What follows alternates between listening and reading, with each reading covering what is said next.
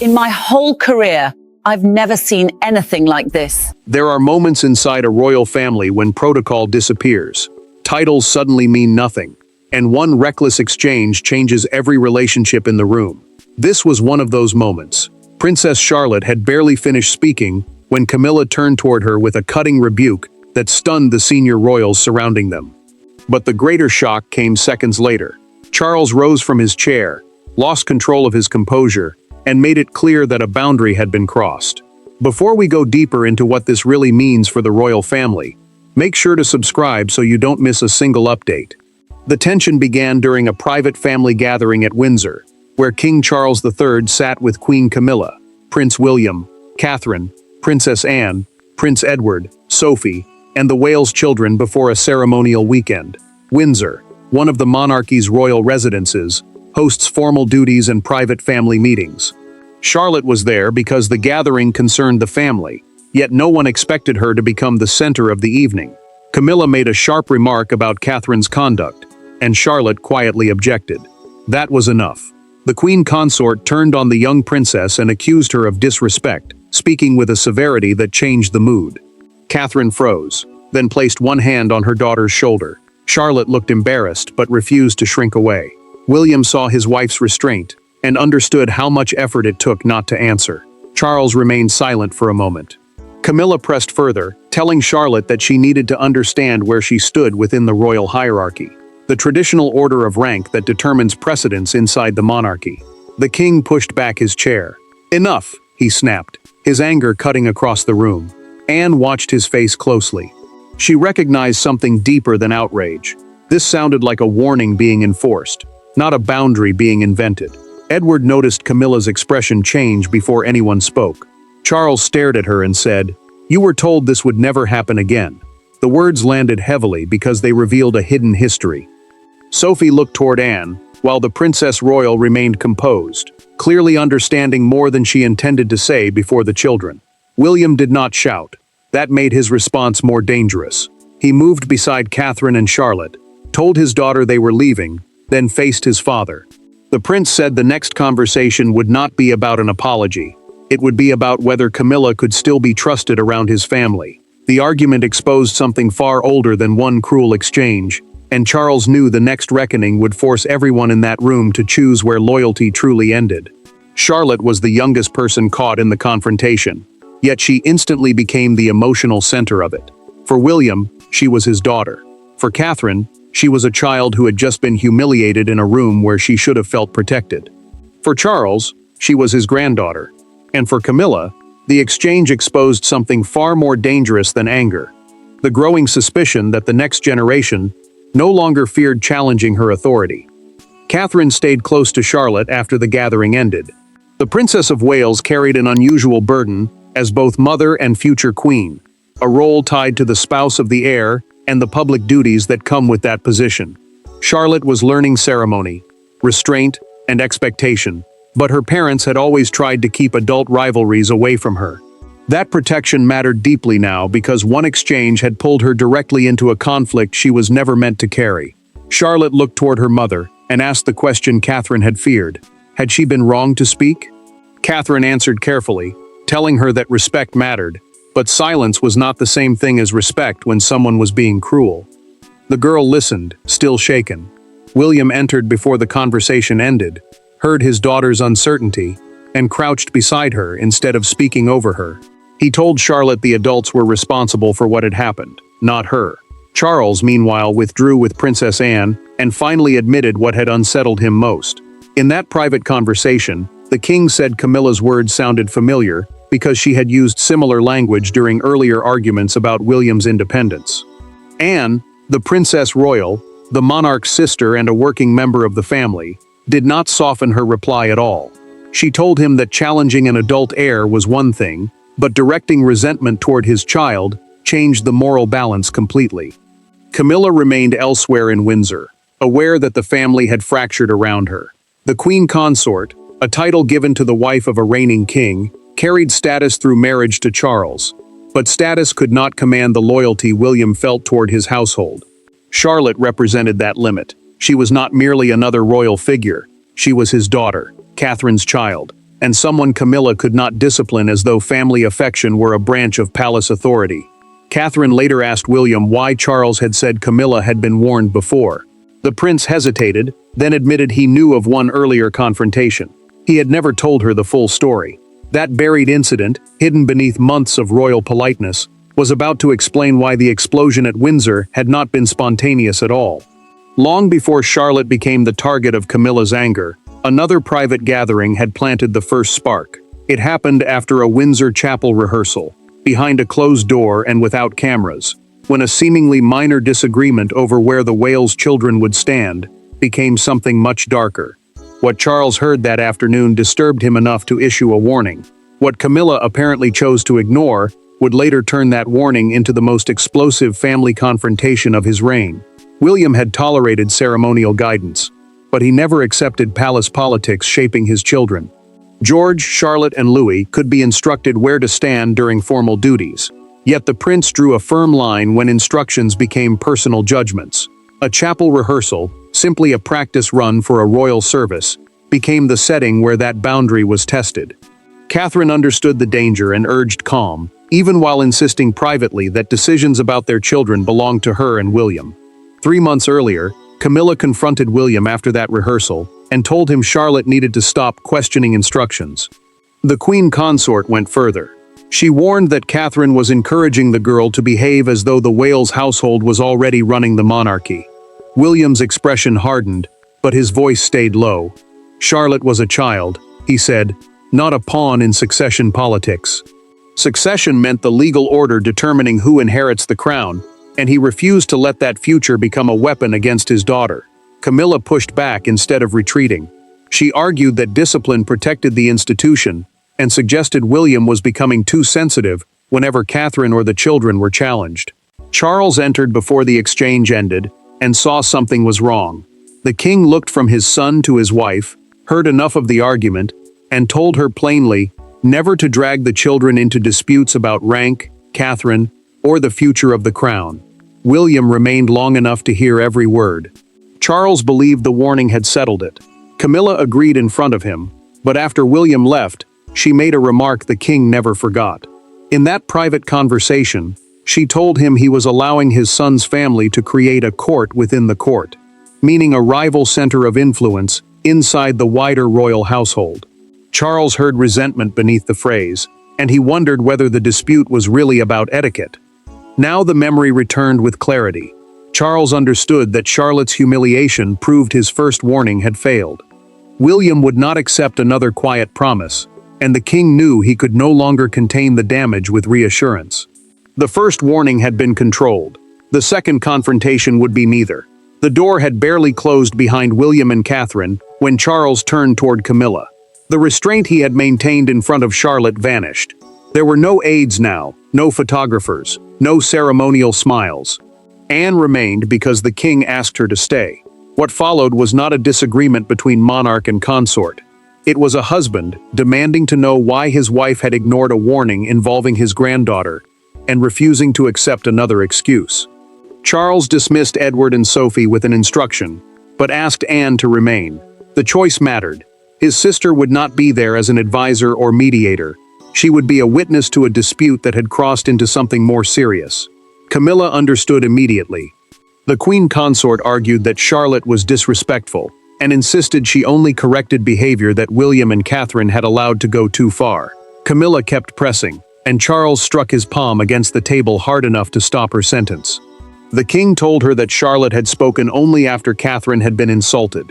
She fired back that he always retreated whenever William became angry, allowing his son to dictate the emotional terms of the family. Charles refused the accusation. This was not about the heir's temper, he said. It was about an adult humiliating a child because of resentment toward her parents. Anne had listened long enough. In a private account given to Charles inside the room, she explained that she had heard part of Camilla's earlier exchange with Charlotte before the larger confrontation erupted. The Princess Royal, the traditional title held by the monarch's eldest daughter, said the tone had not sounded like a spontaneous correction. It sounded personal. Charles looked at his wife differently after that. Camilla realized her explanation was beginning to collapse. Charles then delivered the consequence she had not expected. William had already demanded a formal boundary around private access to the Wales children. A formal boundary simply meant clear family rules about when and under what circumstances Camilla could be around them outside public duties. The king told her the demand would be considered seriously. She stared at him, stunned that restrictions were being discussed, before she had even been allowed to repair the damage. Camilla left without another argument. Charles waited until the door closed, then turned back toward Anne. His anger had cooled into something more dangerous: decision. He asked his sister one question: "What authority do I actually have to make sure this never happens again?" That question changed everything. The family crisis was no longer about one explosive evening. It was becoming a struggle over access, authority, and the limits of Camilla's power. Anger had forced Charles to confront the problem. Authority would determine what happened next. With the palace settling into uneasy silence, the king sat across from Anne and examined the choices before him. Camilla was his wife and queen consort, but she was not Charlotte's parent, nor could her position override William and Catherine's authority over their daughter. For Charles, the question became painfully simple. Would protecting his marriage require abandoning the boundary he had just defended? Anne answered without hesitation. William and Catherine controlled their children's private household arrangements, which meant the personal rules governing where the children stayed, whom they met informally, and how family access was handled away from public duty. Ceremonial rank could not erase parental authority. Charles also controlled many invitations, royal gatherings, and household protocols, giving the king enough practical power to make sure another confrontation could not be forced upon Charlotte. Charles opened a briefing folder, stared at the first page, then closed it again. The documents no longer mattered as much as the choice in front of him. He admitted to Anne that humiliating Camilla publicly could damage his marriage, perhaps permanently. Yet doing nothing would tell William that protecting peace with his wife mattered more than protecting his granddaughter. The king knew that message could fracture his relationship with his son in a way no palace statement could repair. Anne refused to let him hide behind appearances. She told Charles that Charlotte could not become the person expected to absorb adult discomfort simply because everyone else feared embarrassment. The Princess Royal spoke plainly. If the adults had created the conflict, then the adults had to carry its consequences. Charles listened, and the weight of her words changed his hesitation into resolve. Charles made the decision. Camilla would have no unsupervised private contact with the Wales children, and she would not attend the family's planned private gathering the following evening. The restriction was narrow, but its meaning was unmistakable. The king was drawing a protective line around William and Catherine's children, and he was doing it with his own authority. Charles then told Anne that he would deliver the decision himself. He would not allow Camilla to describe it as William's punishment, or another attempt to weaken her position. If anger followed, it would be directed at him. Camilla learned first. Before Charles reached her, she received the revised family schedule and saw that the next evening had changed. She understood immediately who had authorized it. In the hours that followed, the restriction was narrow, but the instant she realized her husband had imposed it, containment gave way to something far more painful: fallout. Camilla did not learn the full consequences from gossip or ceremony. She discovered them through absence. Her name was missing from a family dinner she had expected to attend, and the message accompanying the revised arrangements was unmistakable. Charles had sided with William over access to the children. For the first time since the confrontation, her anger gave way to something colder. She was not fighting for dominance now. She was confronting the possibility that her own husband no longer trusted her judgment. Camilla stared at the revised schedule until a private secretary explained what it meant. Charles had altered the family arrangements, and the Wales children would not attend informal gatherings with her until William and Catherine believed the matter had been resolved. A private secretary is a senior aide who manages a royal's correspondence, diary, and sensitive business. The restriction was personal, but unmistakable. Camilla remained queen consort and kept her duties. The decision did not change her constitutional position or remove her place beside the king. Yet that almost made the wound sharper. She had not lost a title. She had lost trust inside the family. After dismissing everyone from the room, she waited alone until Charles entered. Camilla asked him one question. Did he truly believe she would deliberately hurt Charlotte? Charles did not answer quickly. The king told her that intention was no longer the only issue. Charlotte had been hurt, William was furious. Catherine felt betrayed, and Camilla had already been warned once not to involve the children in conflicts between the adults. Charles then told her something harder to dismiss. In their private conversation after the confrontation, Anne had confirmed the tone she heard before the argument exploded. The Princess Royal's account meant this could no longer be reduced to William's interpretation. Camilla understood the trap closing around her. Another senior royal had heard enough to support the concern. Camilla finally stopped defending the words themselves. She admitted that she believed Catherine and William increasingly behaved as though the future monarchy had already arrived, creating expectations around their household that left everyone else adjusting around them. Charles listened, then answered with clarity. Even if she believed every word of that, Charlotte could never be used to fight that battle. Charles believed only an apology could begin repairing the damage. William, however, refused to discuss reconciliation until one conversation happened first. He wanted his father alone, with no aides, no advisors, and no institutional buffer between them. That meeting would become the turning point, because William was no longer asking Charles to control Camilla. He was asking the king to decide what kind of grandfather he intended to be. There was no council table between them. No aides, no Camilla, no Catherine. Charles and William met alone, stripped of the machinery that usually surrounded king and heir. William did not raise his voice. That made his words harder to ignore. He told his father that Charlotte had asked whether defending her mother had caused the family crisis. Charles closed his eyes at that sentence. Suddenly, the confrontation was no longer about rank, loyalty, or marital politics. It was about what a child now believed. William spoke first, and did not soften the point. Charlotte had tried to defend Catherine respectfully, yet she had walked away wondering whether loyalty to her mother had been some kind of offense. The prince refused to let that lesson settle inside his daughter. Charles listened without interrupting. The king understood why it mattered. Children learn from what adults tolerate, and silence after humiliation can feel dangerously close to approval. Charles then confirmed the restrictions himself. He told William that Anne had not forced the decision, nor had palace advisors designed it for him. The temporary boundary around Camilla's private access to the Wales children was his choice. A palace advisor is a senior official who helps the monarch manage duties, schedules, and sensitive decisions. But Charles wanted his son to know that no official had hidden behind the judgment.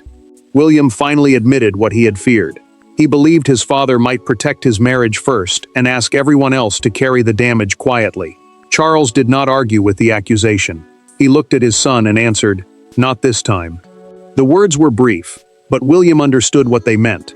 His father was choosing accountability over comfort. Charles then shared something Camilla had admitted during their private conversation.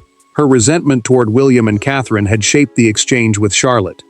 The king said hearing that admission disturbed him, because it confirmed the child had been pulled into an adult struggle. William absorbed the confession slowly. For the first time, he felt the real problem had finally been named instead of disguised as etiquette. William and Charles agreed on one condition for reconciliation. Camilla would apologize directly to Charlotte, without excuses, without invoking hierarchy, and without criticizing her parents. The king insisted that she speak as an adult accepting responsibility, not as a royal defending rank. Camilla accepted the condition when Charles delivered it privately. Yet before the apology could happen, the confrontation escaped palace walls for everyone watching from outside. What had begun in a closed Windsor room was about to be interpreted by millions, and one image outside the palace would come to symbolize the entire rupture. By morning, the private argument was no longer private. The story had reached broadcasters, newspapers, and crowds outside royal residences, where speculation collided with an unusually simple emotional reaction. Charlotte was a child, and the public instinctively understood the significance of that fact. Yet one moment captured the mood more powerfully than commentary ever could. Outside Windsor Castle, a small group gathered carrying flowers, not for a funeral, not for celebration, but as an unexpected gesture of support for the young princess. William understood immediately how dangerous the attention could become. Catherine feared Charlotte would see the headlines, and once again believe she had caused the crisis. The Princess of Wales kept her daughter's routine steady while the prince made sure newspapers and television coverage stayed away from her. That mattered because the family had spent days telling Charlotte the adults were responsible, and public obsession now threatened to undo that reassurance. Camilla watched the coverage with growing discomfort. The queen consort saw sympathy gathering almost entirely around Charlotte, while broadcasters framed the confrontation as a family rupture rather than a minor disagreement over protocol. Palace communications, meaning the official statements and briefings used to explain royal activity, refused to describe the private exchange, but confirmed that previously planned family arrangements had changed. That limited confirmation only intensified scrutiny. Charles became the center of a second narrative. One broadcaster emphasized that the king himself had imposed the temporary family boundary, shifting the story away from a simple William versus Camilla conflict. The distinction mattered. If Charles had acted voluntarily, then the dispute could not easily be dismissed as pressure from his son. The monarch had made his own judgment, and the public understood the weight of that decision. Outside Windsor Castle, the reaction became personal. Cameras captured several people placing small bouquets near the gates, and one handwritten card carried only 5 words. For Charlotte, stay strong. The message was replayed throughout the day because it reduced a complicated royal crisis to something painfully simple. A child had been hurt. People wanted her to know she was not alone. Camilla saw that image too. She understood that any attempt to defend herself publicly would sound like another argument against a young girl. So she stayed silent and prepared for something far harder than facing cameras. Behind the palace walls, Camilla was preparing to sit across from Charlotte without Charles, William, or Catherine speaking for either of them. Public judgment had already arrived, but the final verdict would come from what happened when an adult finally faced the child she had wounded. No cameras recorded the final meeting. There was no ceremonial language to hide behind, and no royal hierarchy capable of making the words easier.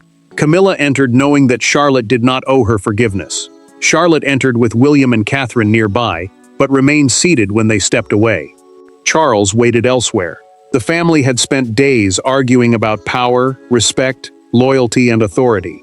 Yet the resolution ultimately depended on something much simpler: whether one adult could admit, without qualification, that she had treated a child unfairly.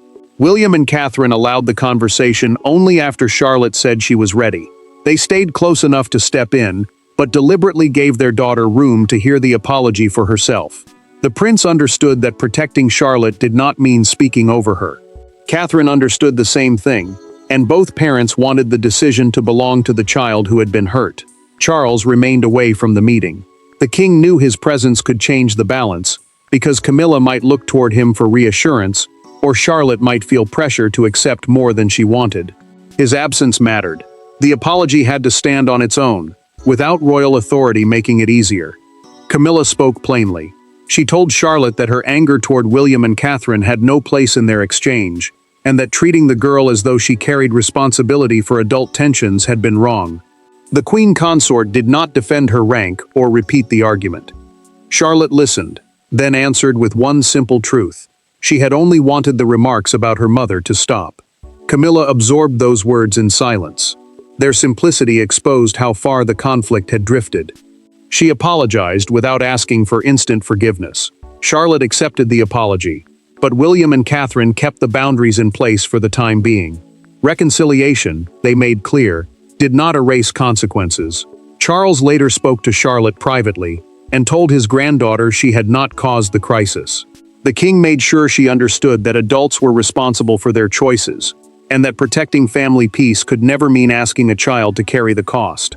The confrontation changed the family permanently. William knew his children's boundaries would be defended. Catherine knew Charles would act when those boundaries were crossed. Camilla understood that royal status could not excuse personal cruelty. Charles had drawn one unmistakable line. Whatever divided the adults, the children would not be used to fight their battles. The crown survived because someone finally said enough, and meant it. Thanks for watching. Please don't forget to like and subscribe, and we will see you in next one.